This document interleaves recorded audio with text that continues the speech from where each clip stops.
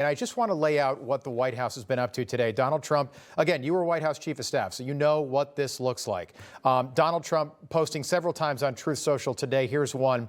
2 months ago, I gave Iran a 60-day ultimatum to make a deal. They should have done it.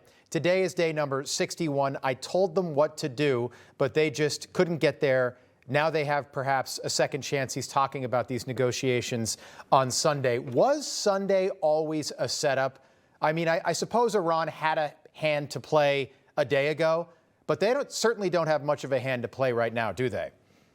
Well, they don't have a hand to play right now, Rob, but as you mentioned, what they're doing now is sending ballistic missiles into civilian neighborhoods in Tel Aviv. And the president was very sincere about trying to make a deal with the Iranians. Candidly, what he wanted to do is bring them where their economy is prosperous once again, where the Iranian people would once again not have to live in poverty, and yet they've chosen a different path, and this path is one that they've chosen time and time again, Rob. You and I discussed last night, and you're right, this is breaking news, and I appreciate you bringing all the latest to those that are tuned in right now, because what we're seeing is Iran continues to be an aggressor with trying to get nuclear weapons. They've been doing that. They've negotiated on one hand. They're trying to negotiate, and in the back room, they're saying, get those centrifuges going to enrich uranium so that we can have a nuclear bomb. And yet, Israel was right to defend herself. The United States, as you know, is offering help in terms of defense, and I want to stress that. But the president's willing to negotiate right now, but there is one term that is emphatic. They cannot have a nuclear weapon, period, bar none. That's the end of the story, and the president's been very clear about that. Yeah, I'm so glad that you brought that up. I'm very tired already. Again, it's been 3 nights of this, 2 nights in breaking news, but you flip on some of the other networks, and they're saying, wow, you know, Israel, what are they doing here? This could start a war. Here are the facts. Israel and Iran are at war and have been at war in some way, shape, or form for a long, long time. But what Israel is trying to do right now is prevent a war. And when I say that, Mark, I'm talking about preventing nuclear war, World War III. The end of civilization. So a pinprick in Iran last night to prevent the end of days down the road, I think is probably worth it. Well, it is worth it, and I think probably the biggest thing is you and I have talked about this. The only thing worse than someone who negotiates in bad faith is someone who negotiates in bad faith with a nuclear weapon in their arsenal, and we can't allow that to happen. It's not only that Israel will be safer, the United States will be safer, but even those countries in the Middle East, Saudi Arabia and others, will be safer without Iran obtaining this nuclear weapon capability. Let me also say this, for the armchair quarterbacks that are going to be out there saying Donald Trump should have negotiated longer and harder.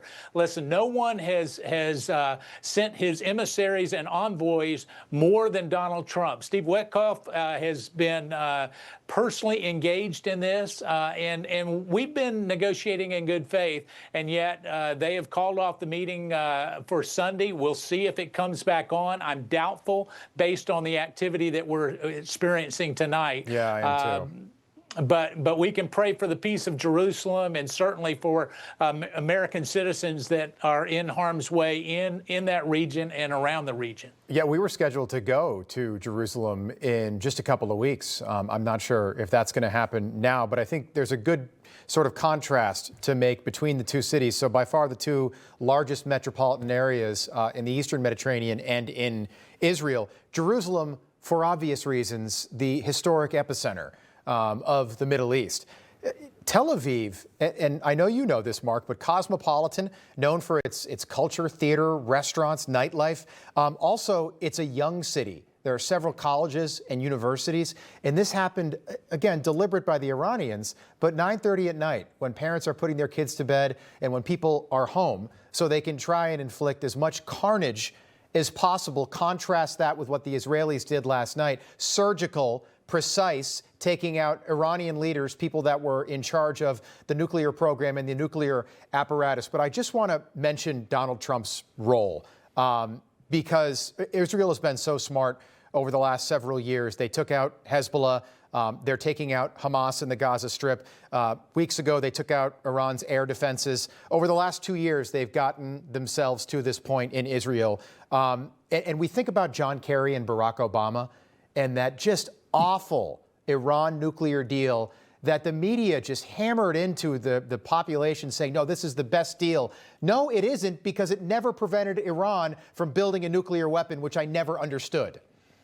Well, thank you for pointing that out, Rob. It never, ever prevented them from continuing to enrich uranium. It may have slowed it down had they actually abided by the deal. But here's the thing that we do know, and this is going back to my days in Congress, is they continued to violate even the deal when it was in place, and it was the International Atomic Commission that continued to not be able to inspect sites, or if they were able to inspect the sites, they'd say, well, hold on, you can inspect it, but it's going to, well, let's see, we're going to set that up for 7 days from now.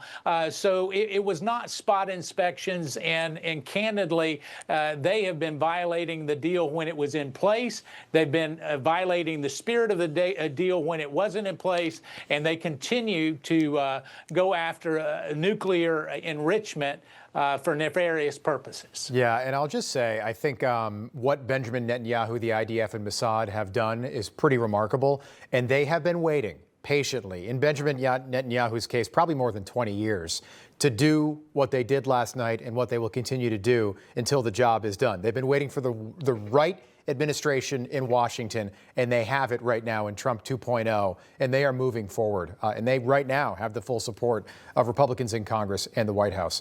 Mark Meadows. And they do. Yeah. And one final real quick point, Rob, and you hit this. It's very, very clear that the Israelis went after military targets, not civilians. And what did we see from Iran? They've sent them into civilian neighborhoods. And so there's not a moral equivalence of any strike that's been taking place over the last 24 hours. Well, that's what these cowards do. October 7th, Hamas did the same thing. Who funds Hamas? It's Iran. That's right. What they do. They kill civilians, innocent people, men, women, children, and babies. Mark Meadows, enjoy the weekend. Thank you so much for being with us again. We appreciate it. Thanks, Rob. Take care. Right. You too. Information. Truth is freedom. Is Newsmax. It's real news for real people.